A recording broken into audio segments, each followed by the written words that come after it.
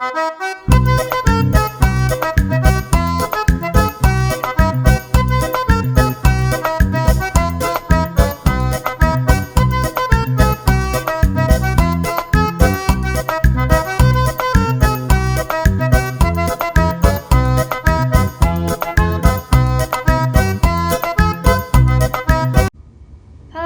迎收睇我新疆旅遊視頻嘅第3集啊！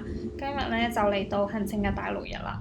今日就主要去魔鬼城一個地方啦，因為我一個下午都要坐車啦，要搭7個鐘嘅車返烏魯木齊。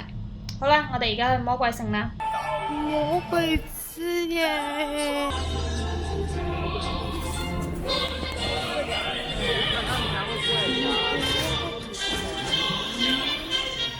今天咱们团队排在一起啊！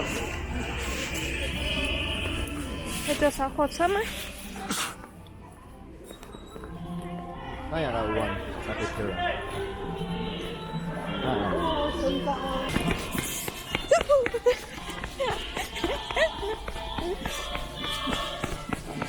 哦，要坐小火車。小火車，小火車，小火車，小火車。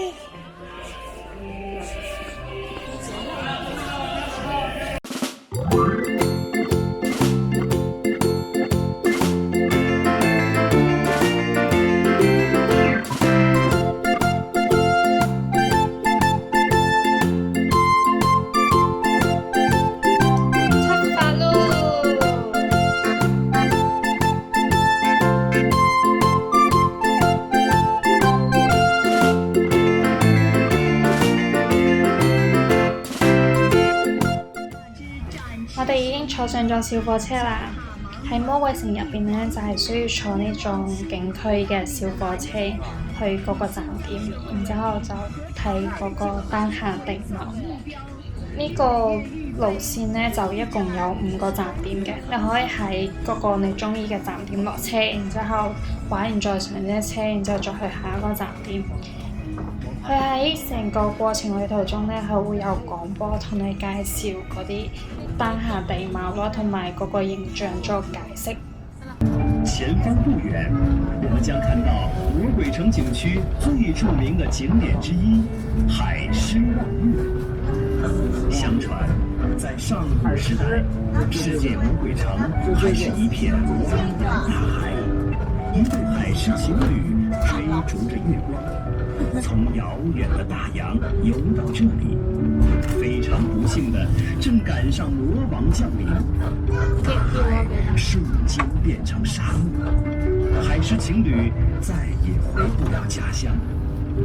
每個夜晚，海獅夫婦只能守望着天空中的明月，懷念故鄉。所謂人有離合。要有情人全，此事不安全。但願人長久，千里嬋娟。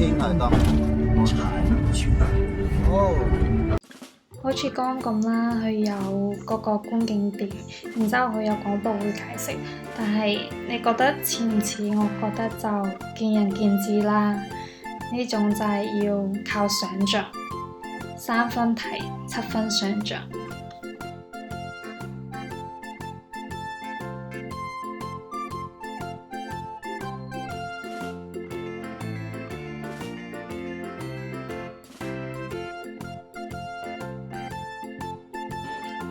Hello， 我哋嚟到第2個站點啦。剛剛喺第1個站點嗰時，我就冇落油車啦，因為第1個站點係同路上嘅風景差唔多啦，我覺得都係一望無際，係嗰種平地嘅。而呢個第2個站點呢，佢係有一個比較高嘅平台，可以俾你行上去，可能會睇得遠啲，然之後風景更靚啲啦。所以我哋第1個站點就冇旅遊啦。嚟到第2個站點有駱駝可以騎，但係我就冇騎入啦，因為我本身比較怕騎呢啲動物啦，但係如果你哋想試下嘅話，都可以嚟呢度感受一下。佢會繞緊呢個平台行一圈嘅。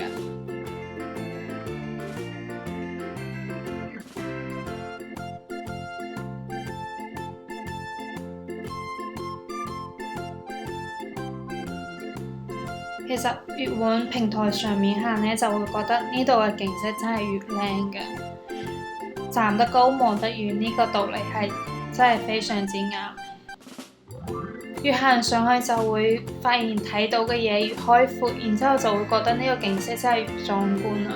因為而家相機影出嚟俾大家睇到，可能會覺得有一種視覺範圍限制，望上去就冇咁壯觀。但其實喺現場睇會覺得哇，一望無際，然之後成種嗰個氛圍係非常非常之靚嘅，覺得。然後仲有話今日嘅天氣係特別好嘅，然之後嗰個雲啊或者太陽嘅顏色啊，影射出嚟嘅顏色就會覺得現場嗰個風景係特別靚。但係我覺得相機影出嚟冇咁嘅效果啦，所以你哋一定要揾機會嚟新疆自己睇下。我哋坐車嚟到第3個站點啦，我發現每一個站點其實都係有一個平台俾你爬上去，然之後睇睇風景咯。呢個站點呢係一個電視劇嘅拍攝地，然之後佢會有一個道具出租係20蚊一次。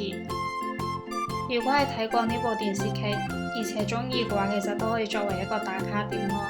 但好可惜我未睇過呢部電視劇。好啦，我哋去睇睇其他地方有咩問題。有一啲可以影相嘅蠟像咯，同埋呢度有一啲可以坐車嘅越野車。其實就等於每一個站點佢會有一個娛樂設施，同埋有一個比較高嘅平台俾你爬上去睇下比較全貌嘅風景咯。我哋而家上去睇下先。我已經到咗觀景台上面啦，俾你哋睇一圈觀景台上面嘅風景。其實真係非常之廣闊，然之後非常之靚咯。但係因為有少面光啊影出嚟，所以個顏色係非常之暗，但係實際係非常之靚。我哋去另外一邊睇睇另外一邊嘅風景。其實我非常之慶幸自己今次係錯峰出行，每到一個景點，其實發現都唔係太多人咯，唔需要點樣排隊，同埋影相都會方便啲咯，唔使人尾人啊，鏡頭裏邊全部都係人，所以有機會大家都合理安排出行嘅時間。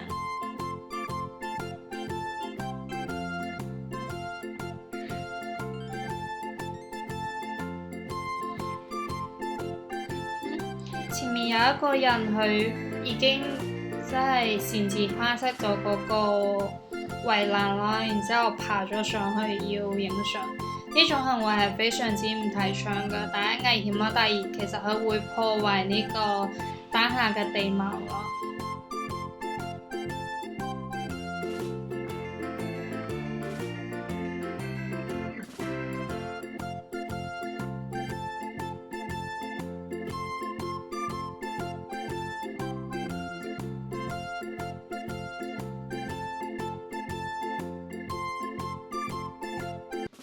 呢個係第4站嘅停靠點，係臥虎藏龍嘅拍攝地。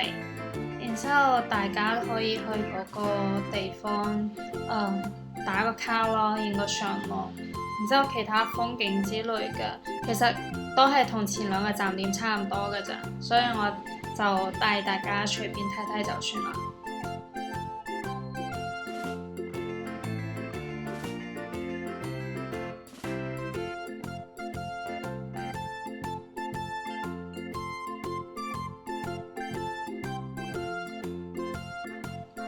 我哋而家已經離開咗魔鬼城啦，開始要搭7個鐘嘅車返烏魯木齊。其實我哋每日嘅行程係要坐好多個鐘嘅車㗎，少嗰時都要有5-6個鐘啦，多嗰時好似今日要坐10個鐘以上，所以喺車上嘅時間係非常之多㗎。你多多少少要有啲心理準備，同埋要準備一啲嘢咯。你喺車上可以做咩呢？第一就係瞓覺啦，所以我又準備咗一個頸枕同埋眼罩咯，盡量俾自己瞓得舒服啲。第二個就係睇風景啦，但時間太長啦，你冇可能一直睇風景啦，再靚嘅風景你可能都會睇厭啦。第三個呢，就係食嘢啦，因為路程太長，有時會肚餓啊，或者有時無聊會想食嘢，所以我每日都會準備一袋水果同埋一袋零食啦。仲有我係喺出發之前呢 download 咗一部劇喺 iPad 度，所以我喺車上呢，就係有時會煲下劇啦。我每日喺車上做嘅嘢呢，就係瞓覺、食嘢、睇風景同埋煲劇啦。你哋喺出發之前呢，都要有所準備啊！新疆風景雖然好靚，好值得嚟睇，但係你嚟之前呢，一定要有心理準備咯，同埋要有少實際嘅準備。今集嘅內容就到呢度先，我哋下一集嘅新疆旅遊視頻再見啊！記得訂閱我嘅 channel 啊，拜。